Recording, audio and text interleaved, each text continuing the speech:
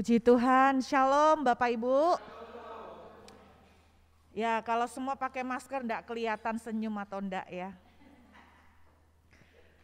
Saudara, saya mau mengajak kita membuka ayat pertama kita sore hari ini dalam Yesaya pasal yang ke-55. Yesaya pasal yang ke-55, kita lihat ayat 1 dan ayat 2.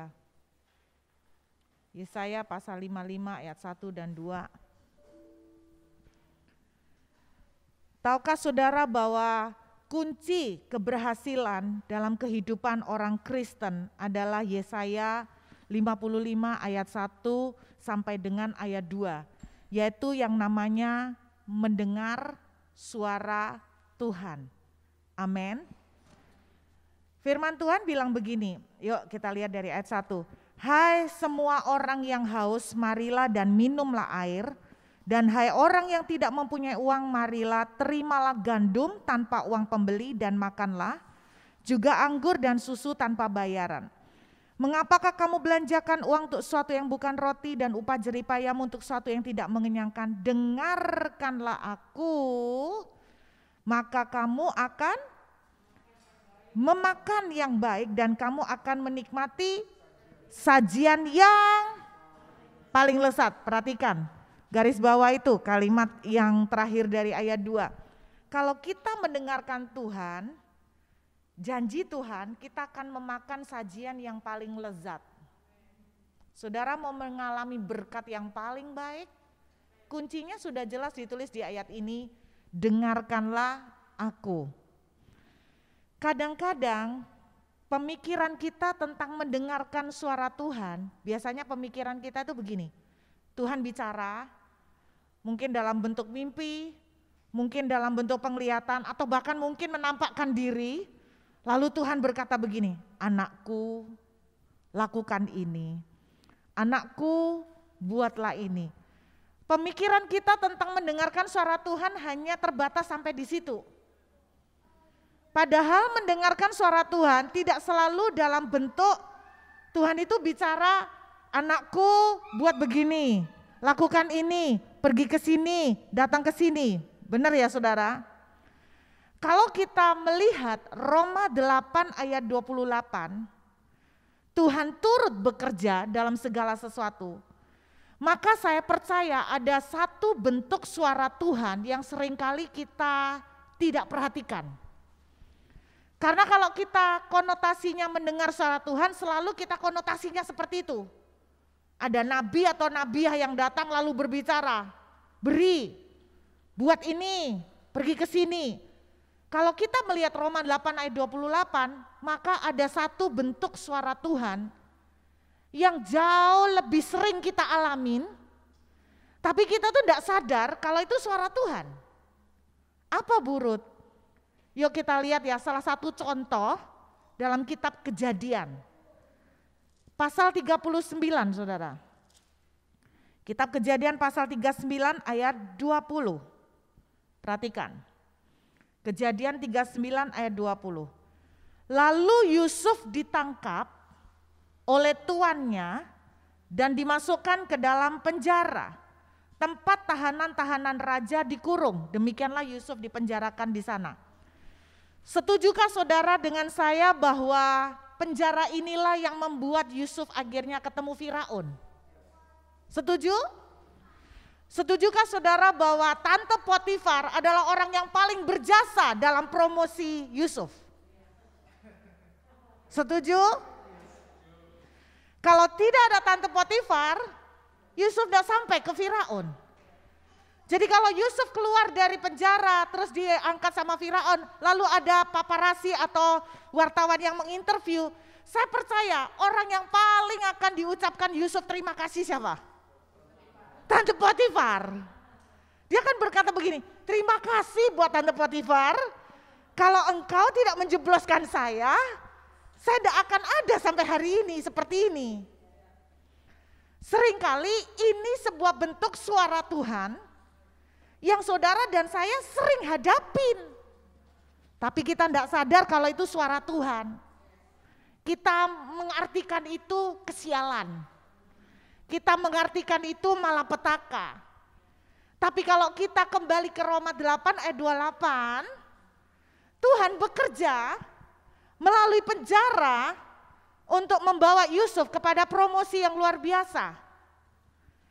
Berarti salah satu bentuk suara Tuhan yang tidak boleh saudara dan saya remehkan adalah kita seringkali tanpa sadar kita digiring pada keadaan-keadaan yang dalam tanda kutip datang dalam bentuk paketan yang tidak enak, menyakitkan, kita menyebutnya kesialan. Ternyata itu adalah bentuk pengaturan Tuhan. Amin. Kalau hari ini banyak orang ngobrol-ngobrol soal border dibuka, mulai dibuka dikit-dikit.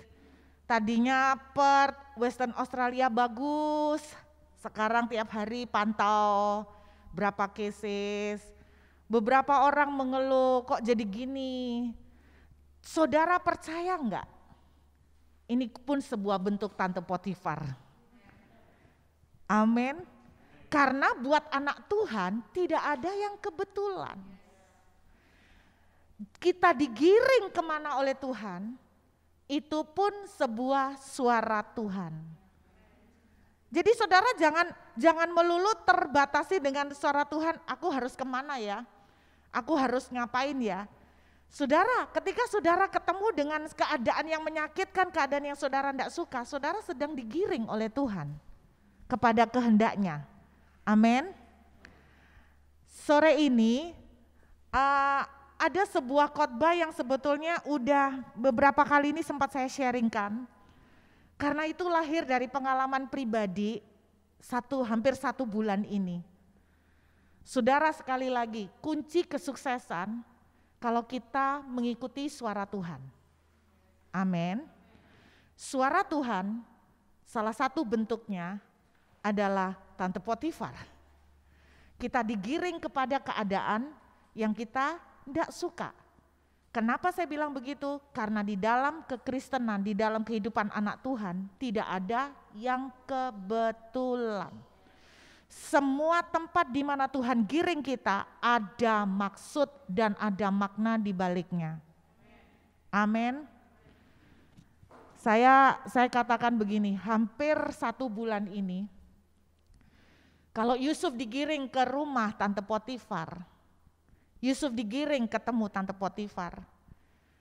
Hampir 1 bulan ini saya dikiring ke sebuah daerah yang namanya Yafo. Dalam bahasa Inggris Joppa. Ada beberapa terjemahan di Alkitab kita, ada Yafo, ada Yope, ada Joppa, dan di dalam pengetahuan saudara mungkin Pak San dan Ibu Gembala waktu pergi ke Israel, saya nggak tahu pernah diajak nggak ke daerah yang namanya Jaffa, Jaffa. Saudara, sekali lagi, rumah tante Potifar punya maksud. Tidak ada sesuatu apapun di Alkitab yang tidak punya maksud. Semua ada maksud. 1 bulan ini saya digiring Tuhan ke Yafo. Saya digiring Tuhan ke Jaffa. Saya digiring Tuhan ke Yope. Sama semua namanya. Apa itu? Yuk saya ajak lihat Kisah Rasul pasal 10. Kisah Rasul pasal 10. Kisah Rasul pasal yang ke-10. Ayatnya hampir semua. Kita lihat ya. Yuk kita lihat dari ayat yang ke-9. Kita akan ikutin ya. Kita lihat ayat yang ke-9. Ini cerita tentang Petrus. Perhatikan saudara, ayat 9. Keesokan harinya ketika ketiga orang itu berada dalam perjalanan dan sudah dekat kota Yope, kira-kira pukul 12 tengah hari, naiklah Petrus ke atas rumah untuk berdoa. Hari itu Petrus ada di rumah Simon si penyamak kulit. Saya bersyukur terakhir saya ke Israel, saya berkunjung ke rumah Simon si penyamak kulit, Simon the Tanner. Nah saudara, Petrus sempat tinggal di situ. Terus kemudian Alkitab menuliskan dia berdoa. Lalu ayat 10, tiba-tiba rohnya diliputi kuasa ilahi, dia melihat vision. Dia melihat penglihatan. Penglihatan apa? Ayat 11 dituliskan begini, tampak olehnya langit terbuka, turun suatu benda berbentuk kain lebar. Jadi ada layar LCD turun. Dalam Kisah Rasul 10 ayat 11 dituliskan, Rasul Petrus tiba-tiba melihat penglihatan ada layar lebar turun, layar LCD ini ya. Layar LCD turun. Apa yang dia lihat singkatnya, dia melihat di situ penglihatan tentang binatang-binatang yang haram. Anda bisa baca, cari sendiri di rumah daftar binatang haram di Perjanjian Lama. Masuk kepiting. Kesukaan kita. Yang haram-haram tuh yang enak-enak. Kepiting masuk haram. Aduh gimana nih. Tapi penglihatan ini mungkin peneguhan bahwa kepiting menjadi tidak haram lagi. Di sini, amin Pak San ya. Di sini dituliskan bahwa Petrus melihat penglihatan tentang binatang yang haram, tiba-tiba Tuhan bicara. Petrus makan tuh dalam penglihatan itu. Lalu Petrus berkata begini di ayat selanjutnya, lihat ya. Tetapi Petrus menjawab ayat 14, perhatikan. Tidak Tuhan, tidak, sebab aku belum pernah makan sesuatu yang haram dan tidak tahir. Enggak mungkin, no way. Nehi. Tidak akan terjadi, not in this lifetime, Lord. I'm going to eat this food. Sudah bukan hanya 1 tahun Tuhan, but it's all has been a long time. From generation to generation, all my ancestors believe that those animals are unclean. Right. Anda bisa bayangkan tiba-tiba Tuhan bilang makan. Gak bisa. Sudah ratusan tahun. Haram. How can you say that? Tuhan gak bisa. Ini yang terjadi pada Petrus. Saudara, tidak ada yang kebetulan di kota Yafo atau di kota Yope sering terjadi yang namanya pertentangan. Salah satu pertentangan yang terjadi adalah yang dialami oleh Petrus, di mana Tuhan bilang makan. Hati Petrus melawan. Kenapa? It's not right. It's not appropriate, Lord. Saudara pernah nggak merasa bahwa kadang-kadang Tuhan itu mengatur sesuatu dan kita berkata begini, Tuhan mestinya nggak boleh gini dong. Jangan kayak gini, ini nggak cocok Tuhan. Ini nggak semestinya. Pernah nggak seperti itu? Apapun keadaan yang kita alami, kadang-kadang kita tuh mulai against God. Against bukan berarti murtad, tapi artinya we begin to question Him. Kita mulai bertanya, Tuhan, why? Kok bisa seperti ini? Nggak bisa. Udah dari sononya kayak gini, nggak bisa Tuhan. Kira-kira seperti itu. Ini yang dialami oleh Petrus. Alkitab menceritakan sampai 3 kali Tuhan ngomong. Anda tahu kenapa sampai 3 kali? Berarti Petrus nggak langsung nurut. Sampai 3 kali. Karena Petrus masih ragu. Are you sure? Lord, are you sure this is good for me? Are you sure this is the best for me? I'm not sure. Pernah nggak saudara mungkin dikasih Tuhan pekerjaan. Terus ketika saudara jalanin, lu kok gak suka ya? Terus saudara berkata, are you sure Lord that you place me here? Are you sure that you put me here? Pertama kali saya di Perth, itu pertanyaan saya yang cukup sering. Tuhan yakin di Perth sepi loh. Bener, Bapak Ibu tahu gak ada teman saya kebangetan loh. Satu kali saya tuh cerita sama teman saya kalau saya tuh mau nonton. Tiba-tiba teman saya tuh ngomong gini, loh Ce, di Perth tuh ada bioskop dah. Hah? Ngenyek banget. Penghinaan banget. Loh, bukan cuma di situ Bu, ada yang lebih ngenyek lagi. Lebih insulting lagi. Gara-gara apa gitu loh, saya cerita soal apa, masak nasi gitu loh, tentang rice cooker atau gimana. Terus tiba-tiba dia tuh tanya gini, loh di Perth itu ada rice cooker Ce. Bentar, lu bayangin Perth itu apa sih? Kok di Perth itu ada rice cooker? Mungkin dia berpikir bahwa seperti apa ya? Papua enggak ada rice cooker? Ada lah Bu. Pedalaman yang sangat dalam. Sampai dia tuh berpikir bahwa di Perth itu enggak ada rice cooker, keterlaluan enggak? Siapa nih? Harus di debat ini. Gimana? Saya bilang begini, lu enggak tahu ya? Kalau di Surabaya mallnya cuma berapa? Di Perth tiap Sabtu pada mall, ngenyek lu.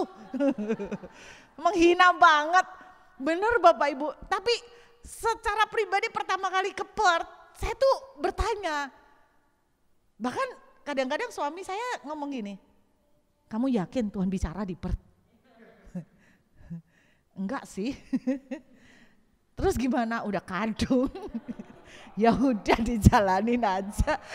Lu udah terlanjur dah. Udah ke lockdown juga kan? Kamu yakin? Anak saya juga kadang tanya, Mama, are you sure that God put us here? I'm not sure. Enggak tahu. Tapi ya udah dijalanin. Pernah ada kan ngalamin seperti kayak Petrus kan? You begin to question his voice. You begin to question his will. You sure God? This is the best one for me? Tuhan tak yakin ini kerjaan buat saya. Kok gak enak ya? Katanya kalau kerjaan dari Tuhan semuanya bagus. Anda salah loh. Yang dari Tuhan justru prosesnya banyak loh. Banyak orang mengartikan kalau yang dari Tuhan tuh yang mulus-mulus. Anda lihat di Alkitab, semua yang dari Tuhan gak mulus. Semua yang dari Tuhan banyak tantangan dan banyak prosesnya. Betul? Nah ini salah satu konflik yang terjadi di Yope atau di Yafo yang dialami oleh Petrus. Orang lain lagi adalah Yunus. Coba buka Yunus pasal 1 kalau tidak percaya. Yunus pasal 1 ayat 2. Perhatikan ya, bangunlah pergilah ke Niniwe, kota yang besar itu, berserulah kepada mereka karena kejahatannya telah sampai kepadaku. Tetapi Yunus bersiap melarikan diri ke Tarsis jauh dari hadapan Tuhan. Ia pergi ke Yafo dan mendapat di sana sebuah kapal yang akan berangkat ke Tarsis. Ia membayar biaya perjalanan lalu naik kapal itu berlayar bersama dengan mereka jauh dari hadapan Tuhan. Yafo sampai sekarang ada di Israel namanya Jaffa, itu daerah pelabuhan. Daerah pelabuhan. Dan di situ banyak sekali kapal-kapal. Ketika kami ke Jaffa, bagus banget ya. Kotanya kecil tapi banyak kapal-kapal dan kapal-kapal kecil yang rupanya ini merupakan hub gitu loh ya, yang mengkonek ke banyak daerah. Mau ke Yerusalem lewat Yafo, mau ke daerah mana lewat Yafo. Daud sendiri sering memakai pengangkatan dari kapal-kapal itu untuk membawa gelondongan-gelondongan kayu yang dia order untuk pembangunan bait suci. Dari sini jadi ini kota connecting. Kota connecting. Nah, Alkitab menceritakan Yunus disuruh Tuhan ke Niniwe. Yunus protes. Dia mau lari ke Tarsis. Dia lari ke Tarsis, tapi untuk lari ke Tarsis dia harus melalui hub yang namanya Yafo. Saudara, Yafo adalah yang saya percaya secara rohani adalah gambaran persimpangan jalan. Yafo adalah tempat di mana we question a lot of things. Kita meragukan, kita mempertanyakan banyak hal. Dan ketika Yunus ada di kota Yafo, Alkitab menuliskan dia memilih untuk menjauh dari Tuhan. Karena dia tidak suka dengan pengaturan Tuhan, dia disuruh ke Niniwe. Bapak Ibu tahu enggak Niniwe itu kenapa Yunus tuh mati-matian nolak? Waktu saya ngajarin anak saya homeschool dulu, ada satu buku yang menceritakan tentang Niniwe. Ih, serem.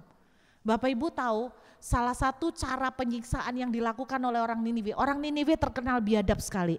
Makanya semua bangsa ketakutan. Mereka salah satu cara yang mereka lakukan, mereka congkel mata musuhnya lalu disiramin dengan garam. Itu yang mereka lakukan. Mereka akan buat sedemikian rupa musuh mereka akan kelaparan, bukan dimakan oleh singa. Itu masih, kalau menurut kita singa kan masih bagus ya. Tapi orang Niniwe bisa sangat-sangat keji. Mereka akan memaksa antara musuh mereka tuh saling mengkanibal. Akan dipaksa seperti itu. Mereka sadis sekali. Cara penyiksaan apa yang Anda pernah lihat? Mereka sudah sangat lebih di depan. Bisakah Anda membayangkan ketika Yunus dengar Tuhan bicara, aku mau bawa mereka bertobat. Kamu sampaikan messageku. Kalau saya jadi Yunus, saya akan protes. Saya kan bilang begini, Tuhan kok enak banget, Mbok ya diajar dulu dong. Enak aja langsung cara mudah. Mereka loh udah nyiksa orang banyak, udah bunuh banyak orang. Kok enak banget jalan tol untuk pertobatan. Mbok ya diajar, dijewet, dikeplak, diapain. Disiksa dulu kek, sampai tahu rasa, enak aja. Harus gitu loh. Kalau saya jadi Yunus, saya bisa ngerasakan dia protes dengan Tuhan. Makanya dia enggak mau. Saudara, pernah ngerasain enggak? Orang yang saudara enggak enak hati, orang yang nyakitin saudara, terus lebih diberkatin, doanya gampang banget dijawab daripada saudara. Saudara kan protes sama Tuhan. Betul? Saudara ada di Yavo. 3 minggu ini saya ada di Yavo. Saya mempertanyakan Tuhan, kok kayak gini Tuhan? Kok seperti begini jadinya? I don't like it. Saya berdoa kita bisa bereaksi seperti Petrus dan bukan seperti Yunus. Yunus menjauh dari Tuhan. Bagaimana dengan Petrus? Coba kembali ke Kisah Rasul 10. Coba lihat ayat 28. Ternyata arti penglihatan yang diberikan Tuhan kepada Petrus itu artinya begini. Jangan bilang haram apa yang aku bilang halal. Tuhan kan bilang begitu toh. Petrus bilang ini haram Tuhan. Jangan bilang haram kalau aku bilang halal. Petrus mengerti. Ayat 28. Kamu tahu betapa kerasnya larangan bagi seorang Yahudi untuk bergaul dengan orang yang bukan Yahudi. Apalagi masuk ke rumah mereka. Itu larangan keras. Tetapi Allah telah menunjukkan kepadaku bahwa aku tidak boleh menyebut orang najis atau tidak tahir.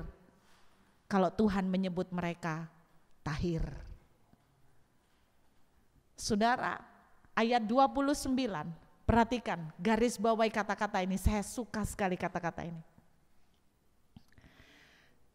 Itulah sebabnya aku tidak keberatan. Inilah attitude yang saya berdoa.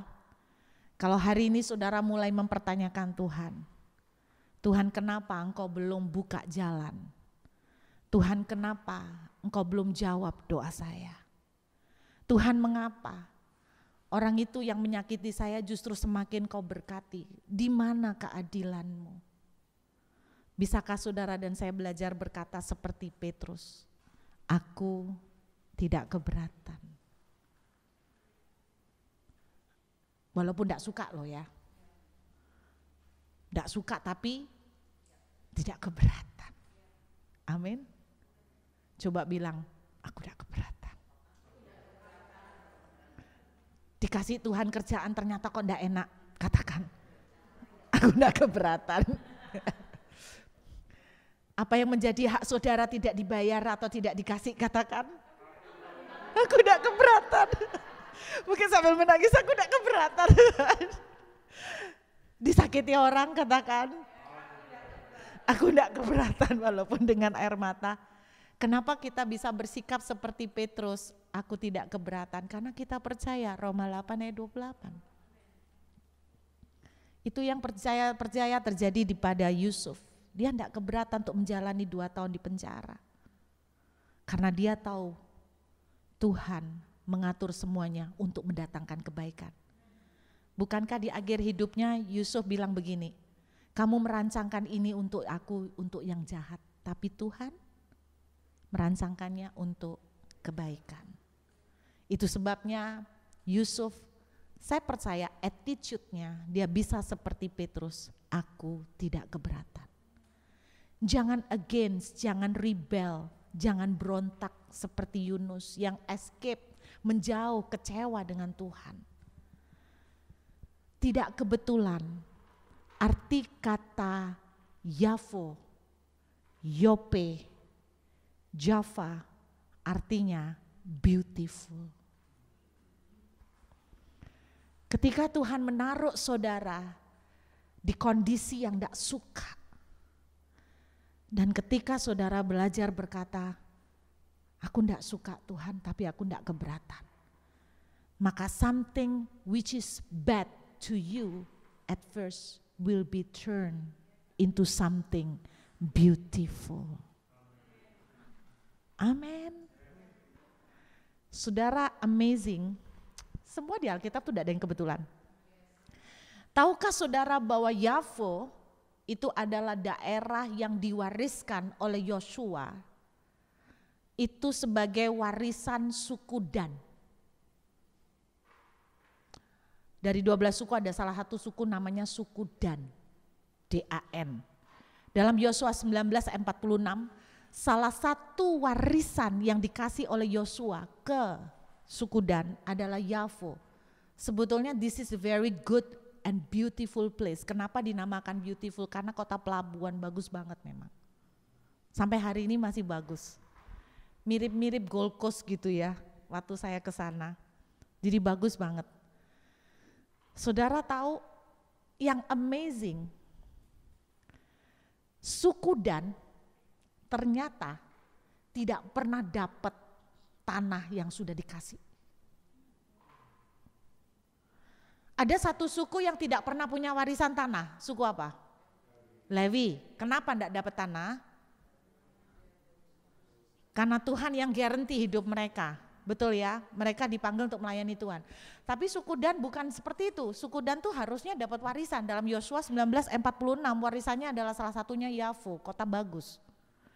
Tapi tahukah Anda, suku Dan itu tidak pernah memperoleh tanah warisannya. Pada waktu saya membedah tiap suku, saya menemukan suku Dan itu adalah suku yang banyak komentar. Suka ngeritik, wow ngeritiknya pinter. NATO. Apa NATO? No action, talk only. Suku Dan itu, jadi kalau saudara tipe orang yang sukanya ngomel, konsultan. Ada netizen ya. Lo lihat tentu lo, kan kayak supporter ya, kok kayak bonek. Kayak supporter tuh kan, ayo, bodoh banget gitu aja, gak bisa nembak. Ayo gol, very stupid gitu kan. Padahal kalau mereka suruh tendang bola belum tentu masuk ya kan. Ini suku Dan. Dalam hidupnya mereka, suku Dan itu tidak pernah mau melangkah untuk bergerak. Tidak pernah mau. Sehingga mereka tidak pernah mendapatkan tanah. Pada waktu peperangan Deborah melawan orang-orang Kanaan, salah satu suku yang tidak mau bantu adalah suku Dan. Kenapa? Di kitab Hakim-Hakim, saya terpesona waktu membaca tentang suku Dan. Di kitab Hakim-Hakim pasal yang kelima dalam nyanyian Deborah, diceritakan suku Dan itu suka duduk-duduk melihat kapal.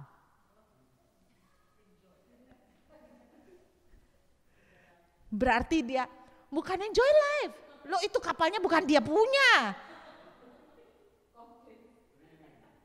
Yeah. Ini orang yang banyak berangan-angan tapi gak bertindak. Apa Pak namanya? Kabayan. Mimpi tok. Mimpi terus kapan yuk gue punya kapal. Suku Dan tuh suka sekali melaut. Tapi gak pernah punya kapal sendiri. Dan gak pernah punya daerah sendiri. Padahal Tuhan itu kasih Yavo loh, kota kapal loh. Dia cuma duduk-duduk doang. Saudara dengarkan. Kalau ketika kita dihadapkan Tuhan dengan sesuatu yang kita tidak suka, suku Dan tuh paling tidak mau disuruh perang, nggak suka, repot kan? Ketika kita menjadi seperti orang suku Dan, setiap kali Tuhan menaruh kita di sebuah keadaan yang kita tidak suka terus kita menghindar, kita tidak akan pernah melihat kemenangan. Percayalah bahwa Tante Potifar diizinkan Tuhan datang untuk bawa Yusuf dipromosikan. Niniwe diizinkan Tuhan datang dalam hidup Yunus untuk mempromosikan Yunus juga dan untuk membawa pertobatan. Ketika orang-orang suku Dan dikasih tanah Yafo, seharusnya attitude mereka adalah mereka hadapi peperangan. Maka tanah itu akan menjadi milik mereka. Kalau kita menghindar dari keadaan yang kita tidak suka, kita tidak akan pernah menerima jarahan dan rampasan. Hadapin keadaan yang saudara tidak suka dan menang di dalamnya. Gelinding wae kata orang Jawa.